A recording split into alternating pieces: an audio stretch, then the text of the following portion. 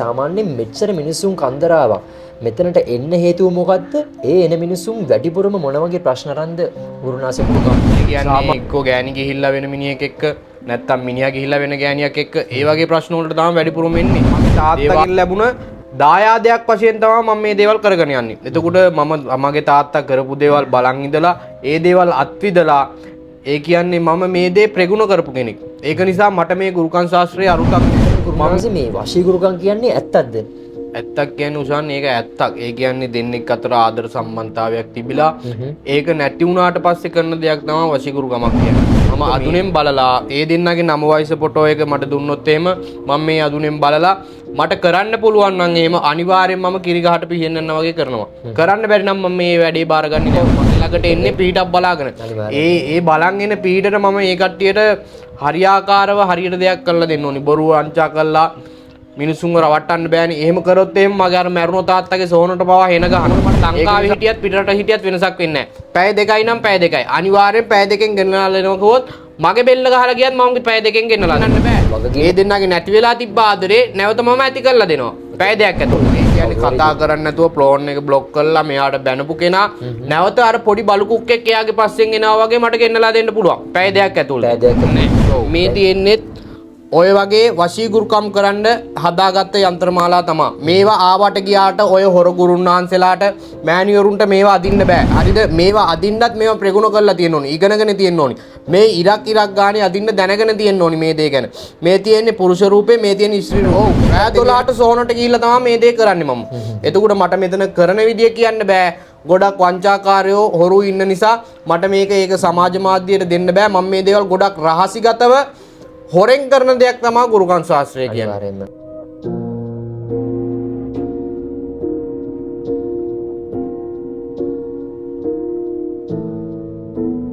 අයිබෝන් අද උෂානුක් සැවිල්ලා ඉන්නේ තෙලගරත්න ගුරුනාසේගේ දේවාල අඩවියට.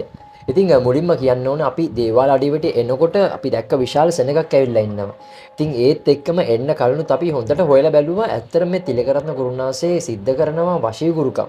ඉතින් ඒ වශී ගුරුකම් ඇත්තටම මිනිස්සුන්ගේ ජීවිත වෙනස් කරනවද? ඇත්තටම කොහොමද මේ දේවල් කරන්නේ? ඒ හැම දෙයක්ම අපි හොඳට හොයලා බලලා තමයි අපි තිලකරත්න ගුරුනාසේගේ දේවාල අඩවියට අපි එන්න කල්පනා කරේ. ඉතින් ආරාධනා කරනවා අයිබෝන්. අයිබෝන් උෂාන්. ඉතින් මුලින්ම දැනගන්න කැමති තිලකරත්න ගුරුනාසේ දැන් අපි එනකොටම අපි දැක්කා සෙනග ඇවිල්ලා හිටියා. විවිධාකාරයේ ප්‍රශ්න අරන් තමයි මිනිස්සු මෙතනට බොහොමයක්ම ගුරුනාසේ හොයන් එන්නේ. මුලින්ම මම දැනගන්න කැමති සාමාන්‍යයෙන් මෙච්චර මිනිස්සුන් කන්දරාවක් මෙතනට එන්න හේතුව මොකද්ද? ඒ එන මිනිස්සුන් වැඩිපුරම මොන වගේ ප්‍රශ්න අරන්ද ගුරුනාසේ මුණ ගැහෙන්නේ? සාමාන්‍යයෙන් උෂාන් වැඩිපුරම එන්නේ වශී ගුරුකම්. ඒ කියන්නේ එක්කෝ ගෑණි ගිහිල්ලා වෙන මිනිහෙක් එක්ක නැත්තම් මිනිහා ගිහිල්ලා වෙන ගෑණියක් එක්ක ඒ වගේ ප්‍රශ්න වලට තමයි වැඩිපුරම එන්නේ. දේවාලට ගොඩක් දුරට වැඩිපුරම එන ප්‍රශ්න තමයි මේ උෂාන් වශී ගුරුකම්. හැරගිය අය නැවත ගෙන්වා ගැනීම. ඒ වගේ දේවල් තමයි දිනපතා වැඩිපුරම එන්නේ දේවාලට. සාමාන්‍යයෙන් ගුරුනාසේ දැන් ගුරුනාසේ කරන වැඩ අපි ඇත්තරම දැකලා තියෙනවා. මොකද මෙතනට ආපු මිනිසුන්ගෙන් අපි අහුවට පස්සෙත් ඒ ආපු මිනිසුත් කිව්වේ ගුරුනාසේ කරලා දෙන හැම දෙයක්ම කිරිගාට ඇන්නා වගේ සාර්ථක වෙනවා කියලා. දැන් ගුරුනාසේ දැන් සඳහන් කරා වැඩිපුරම මේ වශී ගුරුකම් කරන් තමයි වැඩිපුරම එන්නේ කියලා. මම පොඩි ප්‍රශ්නයක් අහන ගුරුනාසේගෙන් දැන් ඔය වශී ගුරුකම් කියන දේවල් ඇත්තද ගුරුනාසේ? ඇත්තක් කියන්නේ උසන් ඒක ඇත්තක්. ඒ කියන්නේ දෙන්නෙක් අතර ආදර සම්බන්ධතාවයක් තිබිලා ඒක නැති වුණාට පස්සේ කරන දෙයක් තමයි වශී ගුරුකමක් කියන්නේ. එතකොට මේ දේවල් මම කරලා තියලා තියෙනවා. ඒ කියන්නේ හිසේ කිස් ගන්නට මම මේ දේවල් කරලා තියෙනවා. විශාල ගණනකට සිද්ධ කරලා දීලා තියෙනවා. ඒ කියන්නේ හැම දිනාටම මම අදුනෙන් බලලා ඒ දෙන්නගේ නම වයස ෆොටෝ එක මට දුන්නොත් එහෙම මම මේ අදුනෙන් බලලා මට කරන්න පුළුවන් නම් එහෙම අනිවාර්යෙන් මම කිරිගහට පිහින්නන්න වගේ කරනවා. කරන්න බැරි නම් මම මේ වැඩේ බාරගන්නේ නැහැ උසා. ඒ කියන්නේ ගුරුනාසේ කවදාවත් කරන්න බැරි වැඩ බාරගන්න කෙනෙක් නෙවෙයි. නෑ කරන්න බැරි වැඩ අරගෙන නිකන් අර ගහෙන් වැටුණු මිනිහට ගොනා යනවා වගේ මට කරන්න බෑනේ. ඒ කියන්නේ මාව මගේ ළඟට එන්නේ පීඩක් බලාගෙන. ඒ බලන් එන පීඩට මම ඒ කට්ටියට හරියාකාරව හරියට දෙයක් කරලා දෙන්න ඕනි. බොරුව අංචා කරලා මිනිසුන්ව රවට්ටන්න බෑනේ. එහෙම කරොත් එහෙම මගේ අර මැරුණු තාත්තගේ සෝනට පවා හෙන ගහනවා. ඒක නිසා මම කවදාවත් එහෙම දේවල් කරන්නේ නැහැ. මට කරන්න පුළුවන් නම් විතරයි මම වාරගන්නේ වැඩි. ඒත් එක්කම ගුරුනාසේ මම දැනගන්න කැමතියි දැන් ගුරුනාසේ කිව්වා පැය දෙකක් ඇතුළතදී ඕනම දෙයක් ඒ කියන්නේ වශීගුරුකමක් ඕනම ආකාරයකට කරලා දෙන්න පුළුවන් කියලා. ඔය ප්‍රශ්නේ මම සඳහන් කරොත් ගුරුනාසේ මොකද අද රටේ ලෝකේ බොහොමයක්ම ඉන්නවා පිටරට ඉන්න ජනතාව.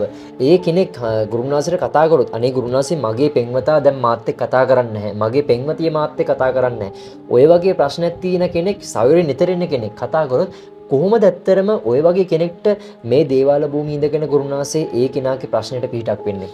මෙහෙමයි මට ලංකාවේ හිටියත් පිටරට හිටියක් වෙනසක් නැහැ. මම මේ ගුරුකම් ශාස්ත්‍රය එදිනදා කරන කෙනෙක්. එතකොට මට මේකේ අරුතක් නැහැ. මම දන්නවා ලංකාවේ ඉන්න කෙනෙක්ට මේක කරන්න ඕනි කොහොමද පිටරට ඉන්න කෙනෙක්ට මේක කරන්න කොහොමද කියලා. එතකොට මට ලංකාවේ හිටියත් පිටරට හිටියත් වෙනසක් වෙන්නේ නැහැ. පැය දෙකයි නම් පැය දෙකයි. අනිවාර්යෙන් පැය දෙකෙන් ගෙනලා දෙනවා කිව්වොත් මගේ බෙල්ල ගහලා ගියත් මම පැය දෙකෙන් ගෙනලා දෙනවා. ඒ කියන්නේ වගකීමෙන් කියනවා ගුරුනාසේ අනිවාර්යයෙන්ම පැය දෙකක් ඇතුළත පැය දෙකෙන් ගෙන්නලා දෙනවා කියන්නේ උසාන් මට ලංකාවට පැය දෙකෙන් ගෙන්නන්න බෑ. ඒ දෙන්නගේ නැති වෙලා තිබ්බ ආදරේ නැවත මම ඇති කරලා දෙනවා. පැය දෙකක් ඇතුළත. ඒ කියන්නේ කවුරු හරි දෙ කියන්නේ මගේ පෙන්වතිය මාත් එක්ක කතා කරන්නෙත් නැත්තම් මෙච්චර කාලයක් ඉඳන් කතා කරන්නෙත් නැත්තම් ගුරුනාසේර වැඩේ බාර දීලා පැය දෙකකින් ඒ කෙනාව ආපහු අපෙන් ඒ කියන්නේ වෙනසක් බලාපොරොත්තු වෙන්න පුළුවන්. ඔව් ඒ කියන්නේ කතා කරන්නේ නැතුව ෆෝන් එක බ්ලොක් කරලා මෙයාට බැනපු කෙනා නැවත අර පොඩි බලු කුක්කෙක් එයාගේ පස්සෙන් එනවා වගේ මට ගෙන්නලා දෙන්න පුළුවන්. පැය දෙකක් ඇතුළත. පැය දෙකක් ඇතුළත. ඔව්. දැන් ගුරුනාසේ දැන් ඔය වගේ පැය දෙකකින් වැඩේ කරලා දුන්නට පස්සේ ආපහු ඒ කියන්නේ මේක කරන්න తాවකාලිකවද නැත්තම් මරණ තුරාවට ආපහු අපි ළඟ ඉන්න තැනට මම මේ දේවල් උසාන් අද තිබිලා හෙට නැති වෙන විදිහේ දේවල් කරන්නේ නැහැ. මේ තියෙන්නේ ඔය වගේ වශීගුරුකම් කරන්න හදාගත්ත යන්ත්‍රමාලා තමයි. මේවා ආවට ගියාට ඔය හොර ගුරුන් වහන්සේලාට මෑණියරුන්ට මේවා අදින්න බෑ. හරිද? මේවා අදින්නත් මේවා ප්‍රගුණ කරලා තියෙන්න ඕනි. ඉගෙනගෙන තියෙන්න ඕනි. මේ ඉරක් ගානේ අදින්න දැනගෙන තියෙන්න ඕනි මේ දේ ගැන.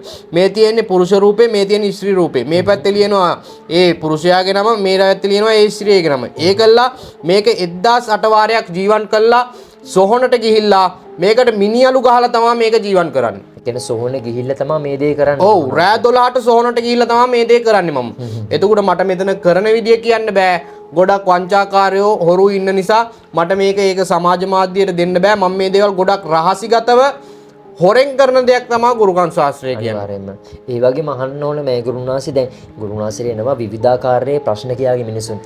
ඒ මිනිසුන්ගේ රහසිගතභාවය ගැන කොහොමද ගුරුනාසි අපිට තක්සේරුවක් දෙන්න පුළුවන් වෙන්නේ? ඔව් ඒක තමයි මම කිව්වේ මම මේ දේවල් හොරෙන් කරන දේවල් කියලා. ඒ කියන්නේ රහසිගතව පෞද්ගලිකත්වයේ ආරක්ෂා කරගෙන කිසිම කෙනෙකු මේක දැනගන්න නැති විදියට ඒ වැඩේ බාර දෙන කෙනයි මමයි විතරයි මේ දේ දන්නේ. හරිද? වෙන පිටකෙන් කිසිම කෙනෙකු මේක දැනගන්නේ නැහැ. අපි දෙන්න රහසිගතව තමයි මේ දේ ගුරුකම මම කරලා දෙන්නේ. කොයි වෙලාවක වුමත් ආ කියන්නේ ගුරුනාසේ ගාවට එන පාර්ශවයෙන් පිට පාර්ශවයකට තොරතුරක්වත් නැහැ. එහෙම කවදාවත් ජීවිතේට එහෙම දෙයක් වෙලා නැහැ. එහෙම වෙන්නේත් නැහැ. මේ දේවල් ගොඩක් රහසිගතව මම කරලා දෙනවා. දැන් ඒ වගේම ගුරුනාසි මම දැකලා තියෙනවා සහ මම අහලා තියෙනවා දැන් ගොඩක් අද රටේ සමාජයේ ප්‍රශ්නයක් තමයි මේ අර සම ආදරය. ඒ වගේ කට්ටියක් ඇත්තටම කතා කරලා කියනවද ගුරුනාසි මගේ මේ මම කොල්ලෙක් නම් මම තවත් කොල්ලෙක්ට ආදරය කරනවා ඒ කෙනා කතා කරන්නේ නැහැ ඒ කෙනා මට වෙනසක් දක්වන එහෙම නැත්නම් ස්ත්‍රියක් නම් තවත් ස්ත්‍රියකට ආදරය කරනවා නම් ඒ වගේ සම ආදරය කරන කට්ටියකිනුත් ප්‍රශ්න එනවද ගුරුනාසි? ඔව් මම ඒවත් කරනවා. ඒ කියන්නේ ස්ත්‍රී වශී පුරුෂ වශී ඒ වගේ ඕනම ගුරුකම් අංශෙන් ඕනම ගුරුකම් මම කරලා දෙනවා.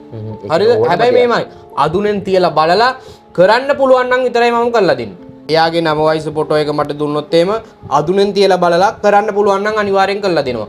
ගෑනුද පිරිමිද පිරිමිද ඒව මට අදාළ නැහැ. ඒ දෙන්න අතර ආදර සම්බන්ධතාවයේ තිබිලා ඒක නැති වෙලා තිබ්බොත් නැවත එකතු කරලා දෙන්න පුළුවන් මට. ඒක නිසා තමයි මෙන්න මේ යන්ත්‍ර ගන්නේ. හරිද? මේ යන්ත්‍ර ගන්නේ ඒ වගේ දේවල් කරන්න තමයි. එතකොට මේ යන්ත්‍ර වලින් පිල්ලු මාර්ගයෙන් තමයි මේ ගුරුකම් ශාස්ත්‍රය මම කරන්නේ. එතකොට කඩට යමක් දෙන්න ඕනි වෙන්නේත් නැහැ, ඉරි පැන්නුම් කරන්න ඕනිත් නැහැ, නූල් පැන්නුම් කරන්න ඕනිත් නැහැ. ඒ කිසිම දෙයක් ඕනේ නැහැ. මේක ජීවන් කළා මේකේ එයාගේ එදිනෙදා භාවිතා කරන නමයි ඒ ගෑනු කෙනාගේ නමයි ලියලා තමයි මම මේ දේවල් කරන්නේ. කියන්නේ කරන වැඩේ අනිවාර්යයෙන්ම අපිට හිතා ගන්න පුළුවන් පෑදයක් ඇතුළතදී මේ වැඩේ කිරිගහට යනවා වගේ සාර්ථක වෙනවමයි කියලා. ඔව් අනිවාර්යෙන් කිරිගහට පිහින් යනවා වගේ මම වැඩේ 150,000ක් ෂුවර් කළා. මගේ වැඩේ මම මගේ පැත්තෙන් හරියාකාරව හරියට කරලා දෙනවා.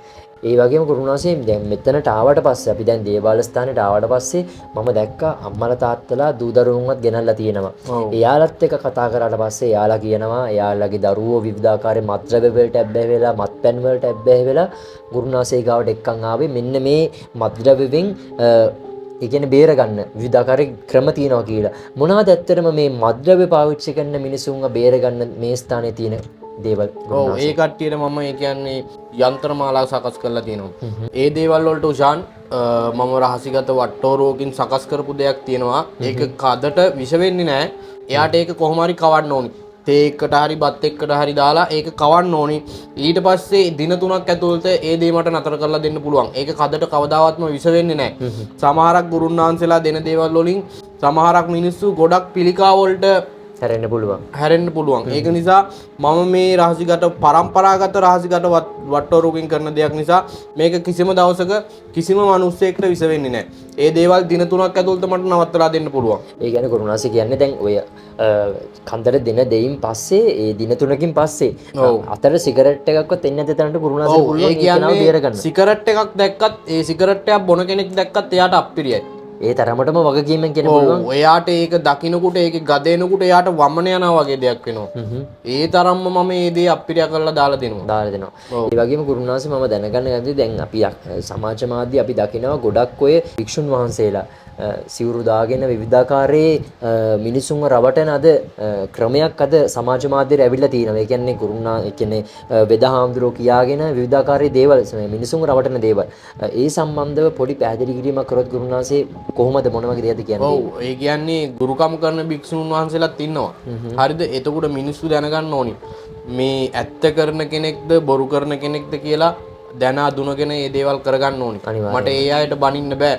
මට හරියටම කියන්න බෑනේ ඒ අය ඇත්ත භික්ෂුන් වහන්සේ කෙනෙක්ද බොරු කෙනෙක්ද කියලා මට කියන්න බෑනේ. අනිවාර්යයෙන්. ඒක නිසා ඔය කට්ටියම දැනගන්න ඕනි කවුද හොරා කවුද ගුරා කියලා දැනගෙන හරි තැනකට වැඩේ බාර දීලා කරගන්න ඔය කට්ටියම දැනගන්න ඕනේ. හරියටම කවුද හොරා කවුද ගුරා කියලා අඳුනගෙන බොරුකාරයොන්ට රැවටෙන්නේ නැතුව ඔයාලගේ දුක් මාංශයෙන් හම්බ කරන යම් කිසි මුදලක් උන්ගේ දෙමව්පියොන්ගේ උන්ගේ බඩගෝත්‍රයේ පුරව ගන්න දෙන්නේ නැතුන් ඔයාලා හරියාකාරව හරියට දෙයක් කරගන්න කියලා තමයි මට කියන්න තියෙන්නේ. උන් එහෙම කරා නම් ඔයාලට උන්ගේ අම්මා තාත්තටත් එක්ක හෙන ගහනවා. ඇයි දන්නවද? මිනිස්සු දුක් මාංශයෙන් හම්බ කරන දෙයකට ඔහොම වංචාවක් කරා කියන්නේ උන්ට ඒ කියන්නේ ඒක ශාප කරනවා. හරිද? බනින්න ඕනිත් නෑ උන්ට ගහන්න ඕනිත් නෑ. අනිවාර්යෙන් උන්ට ඒක ශාප කරනවා. දෙයිහාඳුරෝ ඉන්නවනේ මේ ලෝකේ. අනිවාර්යෙන්ම ගුරුනාසේ. ඉතින් ඔන්න ඔය දේ තමයි අපිට ඇත්තටම තිලකරත්න ගුරුනාසේ සම කතා කරන්න තියෙන්නේ. ඉතින් අපි මෙතනට ආවට පස්සේ අපි දකින්න මිනිස්සු මොන වගේ ප්‍රශ්න රන් දෙන්නේ මිනිස්සු මොන වගේ ප්‍රශ්න අඩාගෙන වැළපීගෙන මෙතනට එනවා. ඉතින් ඒ හැම දිනත් එක්කම අපි කතා කරන්න අපිට අවස්ථාව ලැබුණා. ඉතින් බොහොම කාර්යබහුල වෙලාවක තමයි අපිට මේ වැඩසටහන සිද්ධ කරන්නත් අපිට අවස්ථාව හම්බුනේ. ඉතින් තිලකරත්න ගුරුනාසේගේ දුරකථන අංකය පහළ තියෙනවා. ඔබට ඕනෑම ප්‍රශ්නයක් ගැටලුවක් කතා කරලා ඕනෑම වෙලාවක පිටක් සරණක් ගන්න පුළුවන් කෙනෙක් තමයි තිලකරත්න ගුරුනාසේ කියන්නේ. ඉතින් බොහොම ස්තුතියි ගුරුනාසේ අපි සම සම්බන්ධ වුණාට. ඉතින් එහෙනම් අපි අදට සමුගන්නවා හැමෝටම බුදුසරණයි දේවී පීඨයි ජය වේවා. මම උෂාන් ලොක්ස් තෙරුවන් සරණයි ගුරුනාසේ. තෙරුවන් සරණයි.